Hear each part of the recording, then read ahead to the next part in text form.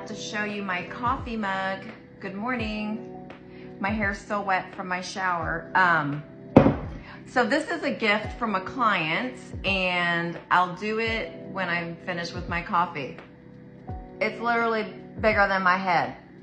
And it's the perfect conversation starter. I'm addicted to coffee. Addiction recovery coach, addicted to coffee. Uh-oh. So this is what I want to talk about. I quit coffee for 8 months. I did. And it was pretty miserable because I don't have any vices. Like, that's it. Like, I have the most impeccable diet. I'm very strict carnivore. And that is what cured my autoimmune disorders and my gene mutations. It's been a healing journey these past like 4 or 5 years. But I had to get rid of so many things. You know, I got rid of alcohol. We're going on, this coming September 8th will be my 6th year alcohol-free. And then I even gave up coffee because caffeine is a plant toxin. And with my gene mutation, the MTHFR gene mutation, which a lot of us have, but I have the kind of worst of the worst from both parents. You have to go get your lab work, okay? You got to go get tested for it specifically. Doctors really aren't into it, but they should be, because it turned out, had I known about this a long time ago, not when I'm about to turn 51 in a month, that would have been really great. I didn't find out till I was 50 that I had this gene mutation.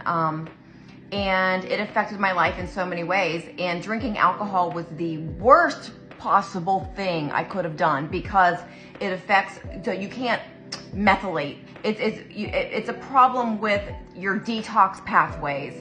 I would urge you to look into it. I'm not going to get into it on here. I'm not even good with explaining the science, to be honest with you. But I know that I have it. And I know that getting rid of a lot of things that were toxic, alcohol and any type of processed foods, you can't do that. And then also your lifestyle, adding in things that are healthy for you, right? Getting more sunshine, exercising, getting the detox pathways going, and taking the right types of supplements. Like I take methylated B vitamins, okay? And it's really super important. And I didn't know that I had this problem. So I wasn't doing all the things I could have been doing. And with the carnivore diet, that's because I used to be vegetarian and I had a buildup of plant toxins in my body. Plants create their own toxins. I'm not talking about the organic spray that they put on them. I'm talking about the defense chemicals that plants create because, you guys, they don't want to be eaten any more than an animal wants to be eaten. So they create chemicals to keep animals and humans from eating them. So they're poisoning us. It's their defense chemical. That's what they're doing. So then we're eating them. Okay? So that's real, and that's what I learned the hard way from trying to be vegetarian. But at the end of the day, I'm keeping my coffee after an 8-month break because I really, really missed it. I've been back on it for a few months now, just FYI. But I really missed it because it was like my only vice. And I can get away with it if I drink it in moderation. I can't drink it all day, every day. No, that'll mess me up. But it was funny because I'm having all these people like, hey, let's go grab a drink. Oh, I don't drink alcohol. Oh, well, okay, let's go get something to eat. Okay, well, I'm a carnivore. We got to go blah, blah. Okay, let's just get coffee. I don't drink coffee either. Oh my God. So whatever, you got to live life a little. And this is what you do with addiction. This is more of a vice for me. I mean, most people are addicted to coffee though. We'll just say that. So it's an addiction. Let's call it what it is.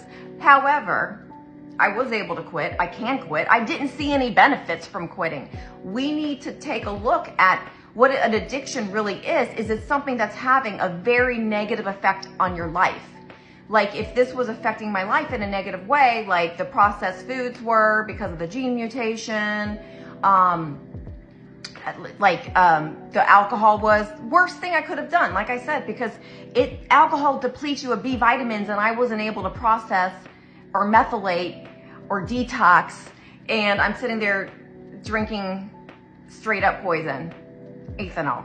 Anyway, long story short, that's how you know if something's an addiction. Ask yourself and be very honest. And if you need to ask other people, ask other people. Do you think this substance or this person is affecting my life in a negative way? Or this food? Maybe it's sugar. Y'all, I definitely had to get rid of that one. That was really messing me up. And that's sad. You know, sugar is very, very addictive. And I don't think I'm telling you guys anything you don't know. But that was harder for me to give up than alcohol. But anyway, I want you guys to know that that's just a question you need to ask yourself on a regular basis. If you start noticing some negative stuff in your life, maybe it's time to let go of things that aren't serving you anymore. Okay? Maybe it's just vanity reasons like weight gain, and it's not like it's making you sick like it did with me. But I hope this helps somebody. If you have any questions at all about any of the things I just talked about, please comment below, because don't DM me. I hardly ever get to my DMs. Comment below, because also other people probably have the same question that you're thinking, and then they can all read it, because, you know, instead of it just being between back and forth in DMs. So comment below so everybody can see it, and then, you know, we will discuss it there. And I hope you guys have a wonderful day. Talk to you soon.